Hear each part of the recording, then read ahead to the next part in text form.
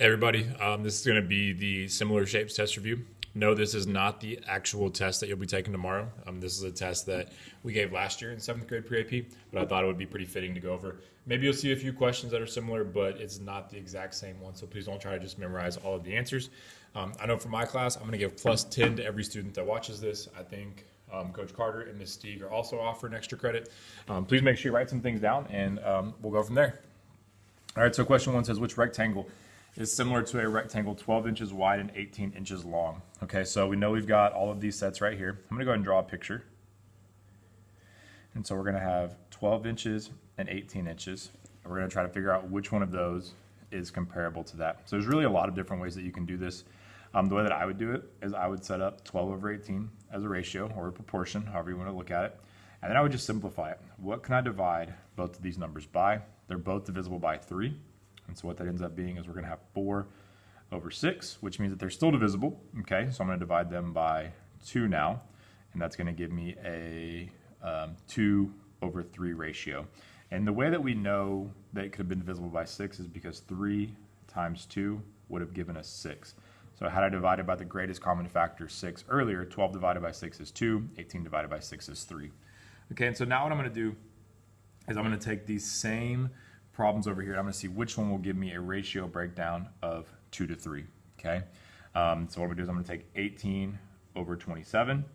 I'm going to divide that one out. Let's see, both of those are divisible by 9. Divide by 9, and we get 2 over 3. So that one does work. We've got a 2 and 3 ratio here.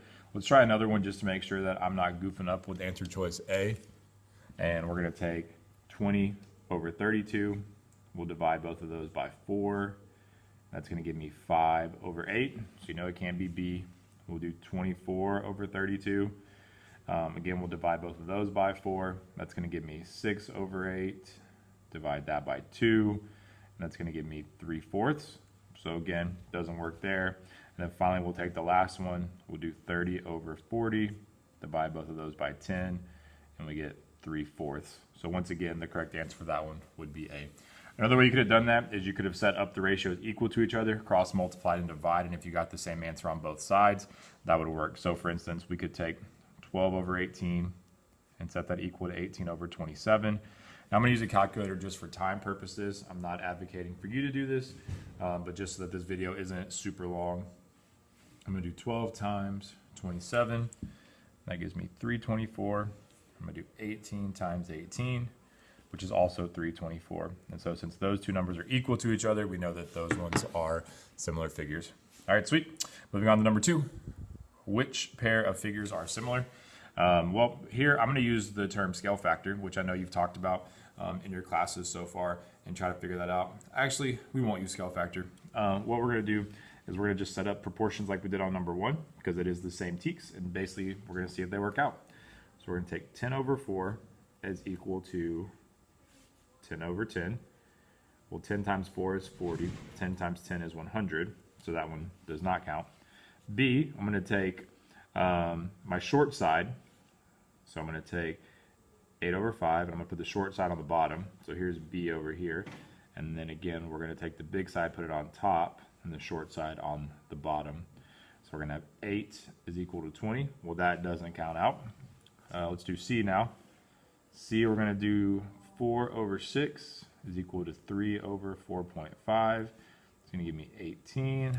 I think 4 times 4.5 is 18, but let me just go ahead and check my math here. 4 times 4.5, it does give me 18, and so therefore answer choice C checks out. I hope that makes sense. So I showed you one way up top here and then a different way down here.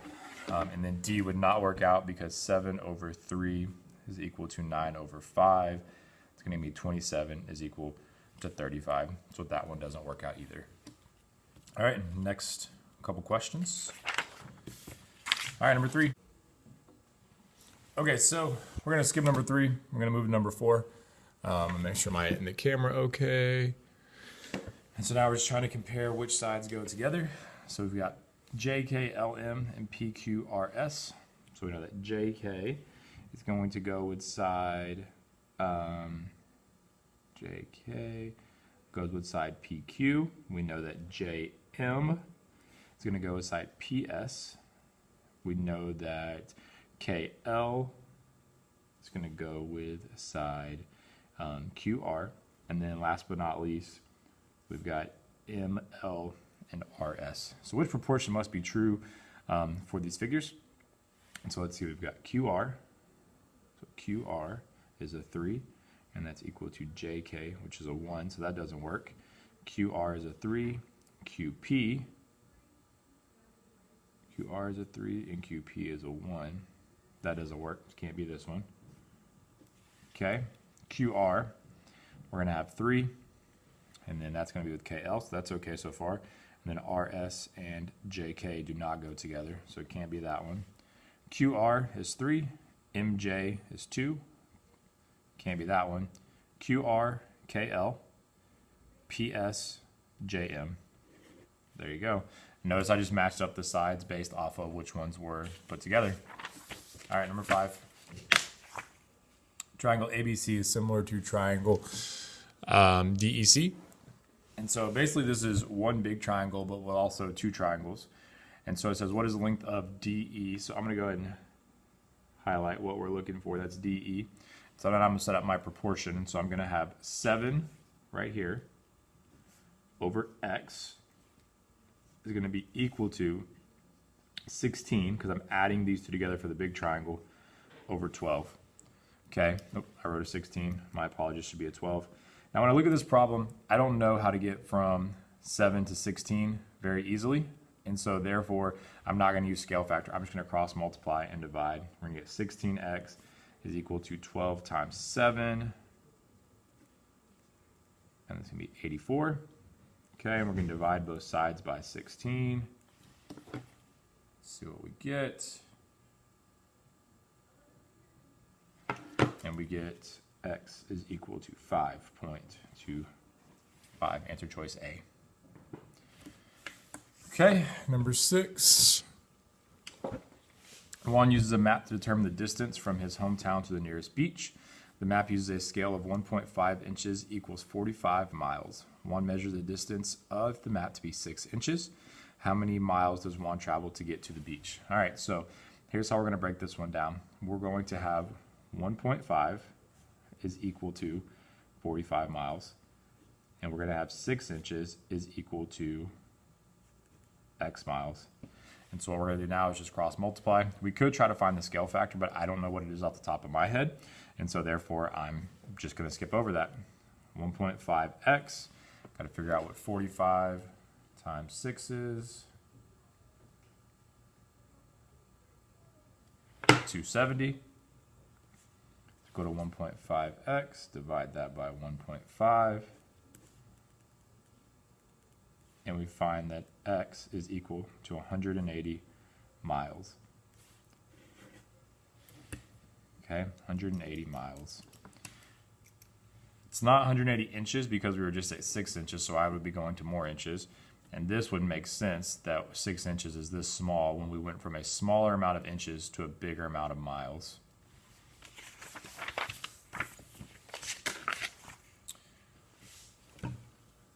All right, number 7. Triangle XYZ is similar to triangle RST. Okay, remember, if we are similar, what that means is that we are the same shape, different sizes, same angles, so all of our angles add up to be the same, and that all of our side lengths are proportional. So it's asking for what is the perimeter. In case you've forgotten what the word perimeter means, perimeter is if you add up all of the sides together. So you add up all the sides. All right, so we know that side XY is congruent to side RS. YZ is congruent to side ST. And then we're going to have that triangle side XZ is equal to RT. Okay, so that's where we're at with those ones right there. What we want to do next, ladies and gentlemen, is we want to figure out what the opposing sides are going to be. So I know that I can solve, I can set up a proportion here. So I'm going to have 6 over 5 is equal to 15 over x. Now I know some of you want to make this side this because you can see that 5 would go into 15, but that's not correct. We have to follow the rules about the similar triangles up here. But we're going to get 6x is equal to, I believe that's 75, 15, 30, 45, 60, 75. And then I'm going to divide by my coefficient of 6. So it's going to be 75 divided by 6. So x is going to equal 12.5. So we now know that this side is 12.5, which is all well and good, but that's not what the answer is asking for. It's asking for what is the perimeter of RST. So now I've got to solve for this missing piece over here. And so I'm going to do 4 over 5 is equal to x over 12.5. And we'll do 12.5 times 4, which is 50, and 5x. So x is going to be equal to 10. Okay, and then now I've got to add them all up. So we're going to have 10 plus 15 plus 12.5. And I found that the perimeter of RST is 37.5. All right, number 8. Number 8, quadrilateral ABCD is dilated to the quadrilateral A prime, B prime, C prime, and D prime. What is the scale factor? Okay, so what we're trying to do is figure out what is the scale factor. How do we get from one side to the next, okay? And so because I have angle B right here and angle B right here, I know that those are my two that are 60. So that tells me that this side and this side have to be the same. The way that I taught my class to find scale factor is we're going to take the largest number and we're going to divide it by the smallest number. It's going to be 15 divided by 9.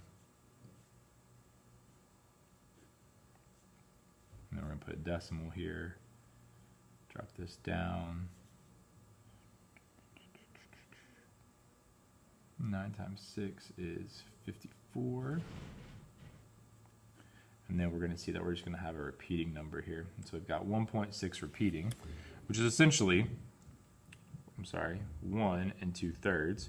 And if we wanted to turn that into a mixed number, it's going to be the Texas trick, 3 times 1, which is 3, plus 2, which is 5. So 5 over 3, answer choice B. So again, for scale factor, divide the big number by the small number. Okay, I think you guys are feeling pretty good about those ones. An architect built a scale model of sports stadium using a scale in which 2 inches represents 30 feet. The height of the sports stadium is 180 feet. What is the height of the scale model? Okay, so we're going to have 2 over 30, because 2 inches is 30 feet. And then we're also going to have x, because I'm talking about my model, which is the inches, over 180 feet. Okay, for me, I'm going to do a little bit of scale factor on this one, and I'm going to take 180, divide it by 30.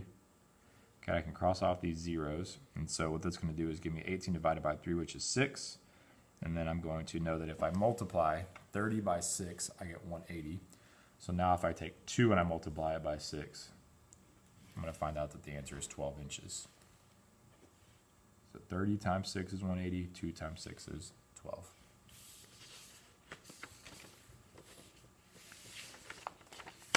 All right, for the last one we're going to do today, I'm going to skip on down to number 12 here. And this one says, figure S, the small arrow, was dilated with the origin at the center of the dilation to create figure T, the large arrow. Which rule best represents the dilation that was applied to figure S to create figure T? Well, if we're going from figure S to figure T, we know that we're getting bigger. So that's simplicity right there. How do we get from something, a number, to get bigger? We have to multiply it by a number greater than 1. And if we're multiplying it by a number greater than 1, then answer choices C and D can both be ruled out because those are both less than 1. So now the question is, am I multiplying it by 2 or multiplying it by 4? Well, here's what I'm going to do. This is just a simple way. I'm going to choose a point. Okay, so I'm going to choose this point right here. This is just a random point, and that point is at 3, -1. And what I'm going to do is I'm going to multiply both of these numbers by 2 and see what that gives me. So 3 times 2 is going to be 6. -1 times 2 is going to be a -2. So if I find 6, -2 on this map, on the graph, I find out that 6, -2 is exactly where I'm at. So essentially all I do is I use scale factor and multiplied these by 2 to go from this point to this point, which created the exact same spot right there.